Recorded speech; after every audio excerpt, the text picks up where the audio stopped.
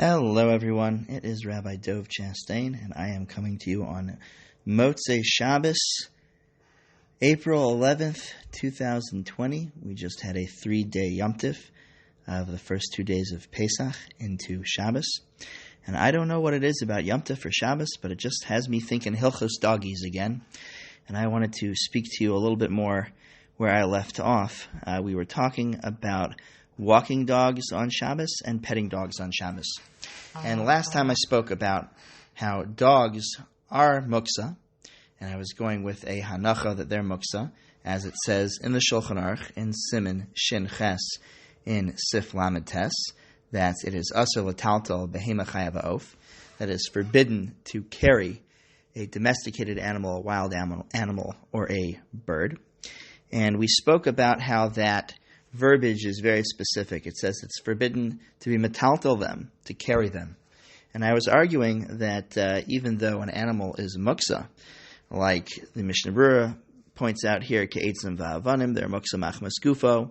Some even compare them to grogros and tzimukim, to drying fruit that you leave out in the field, and you're completely mekatzadas from, you completely turn your attention from them on Shabbos because they're going to be out there for a very long time. That would make them even a worse form of muksa machmas gufo, and would make it that you wouldn't be able to be miyached them, to single them out for a purpose that is permissible on Shabbos. Others want to argue that you can't be miyached an animal because they're a davar chashuv b'fnei atzmo, they're a very important item in their own right. That's the Or Zarua in the name of the Rush. So they're definitely muksa. We'll go with that hanacha. And I was saying, though, that muksa makes it asur l'taltal, to carry such an animal. But I was arguing that petting such an animal would be okay. And I wanted to bring some other supports for that. The first one is in this very siman. If you go back to the beginning of Siman Shin Ches, and you go to the words of the Ramah in Sif Gimel, the Ramah says, and I quote, Kol muksa eino asur ela b'til tulo. All things that are muksa, it's only prohibited to carry them. Aval b'negia ba'alma, but touching them alone, she'ena menadno, where you don't move the item, shari. It's okay to do such a thing when you're not going to move the item by touching it. So we were talking about petting a dog, and how when you pet the dog, you move the hair. And I was wondering, is moving the hair called moving the dog? And I brought a raya from the next seif. And we're going to talk about that, talk about why it might not be a good raya, and then bring other rayas. So we said that in the next sif of the Shulchan Aruch in Shin Ches, in sif mem, it says, Kol behema chayav ha'of, any domesticated animal, wild animal, or bird, midadanosa b'chatzer, you're allowed to move them around in a chatzer by pushing them, by directing them with your hands in the direction that you want them to go in. And it says here, it explains, that is, you can take them by the neck, or by their side, and cause them to walk. It says, though, if the animals need this, and that's what we're going to have to go back to. As long as you don't pick them up off the ground. And what I wanted to say last time is that this is telling you that unless you pick it off the ground and their feet are off the ground, then you haven't moved the animal. And that petting the animal isn't doing that. And you can't say that moving its hair would be moving it. And I still think that this is a proof that you're allowed to walk an animal, because the animal does need that, and the animal needs to go to the restroom and relieve itself. And if you don't, it's going to be in pain. So I still think this is a good raya that you can walk an animal, but it could be that it's not such a good raya about touching an animal. We're saying that, it's from here you see that only once you pick the feet up off the ground, that's what's moving the animal, but petting it might not be. I'll tell you why it's not a good raya. You have to go back to the Gemara. This is really coming from a Gemara in Shabbos and Kuf Chav Ches, Amid Beis, where the Mishnah there at the top of the page states that you're allowed to help move an animal in the direction that you need to move it in, and brings midad and agal and sayachin. Right, you're allowed to move such animals like an eagle, like a young calf, or a sayach, which I believe is a foal, a young horse. You're allowed to move them in the directions that you need them to go in. And the Mishnah here itself, and Rashi also, doesn't seem to mention anything about Tsar Baalei Chayim, but just that you're allowed to move an animal in that direction that way if you need to. There's also a brisa in this following Gemara on Kuf Chav Ches Amud Beis that says, Ein okrin behema chayava of bechatzer. Again, the lashon there is okrin. You're not allowed to pick up a behema chayer, an oaf, a domesticated animal, a wild animal, or a bird in a chatzer. Aval dochen bohen, but you are allowed to push them in the directions that you want. There's nothing beferish in the Gemara or the Mishnayos or in Rashi about it being Tsar Baalei Chayim. The problem comes from the Ran. The Ran says that tiltal muksa b'mixas, carrying muksa partially is also a problem. So just like you can't pick up an animal, you shouldn't be able to push it and cause it to move.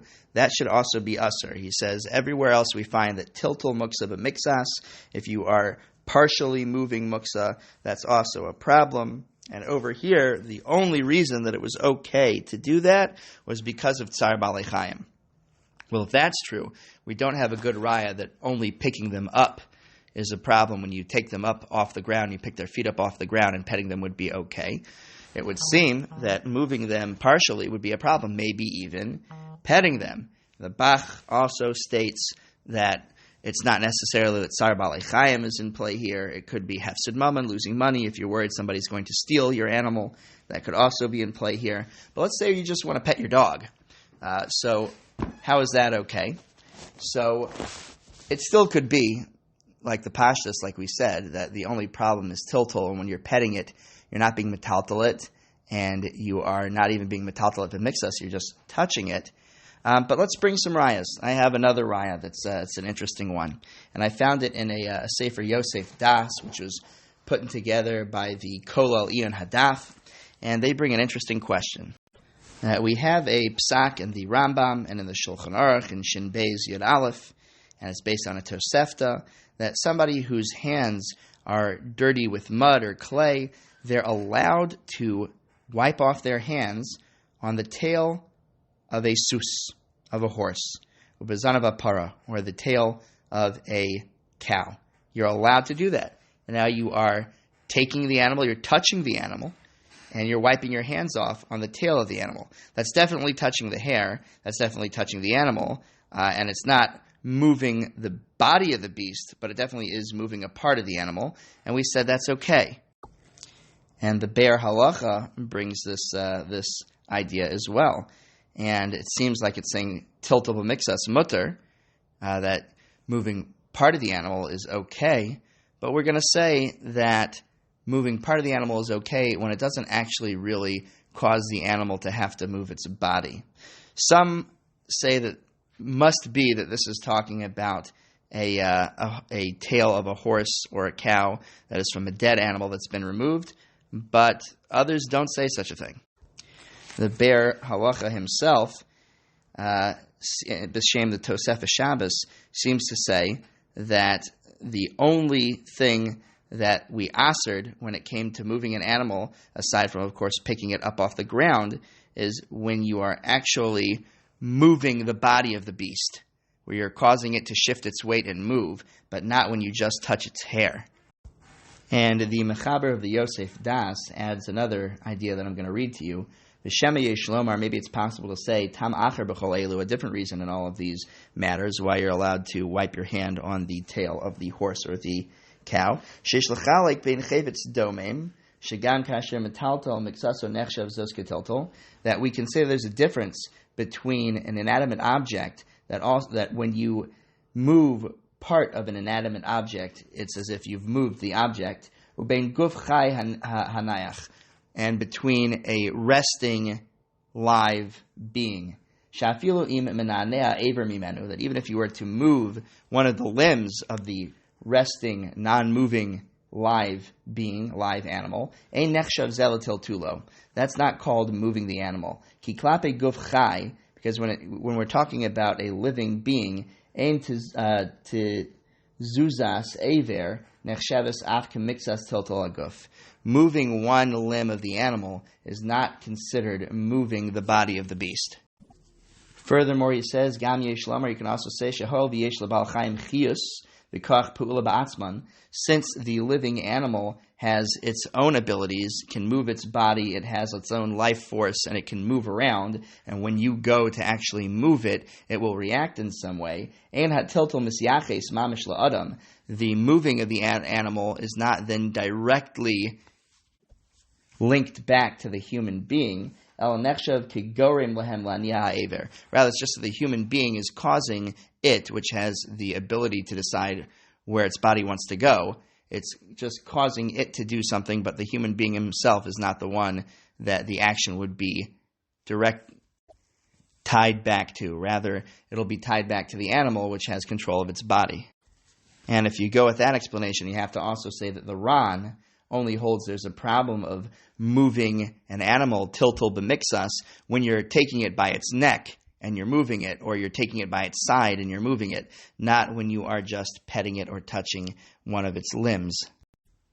And these were just a few other possible proofs for the fact that you're allowed to pet an animal on Shabbos, even though it is muksa and you cannot lift it up. Hope you enjoyed. Bye-bye.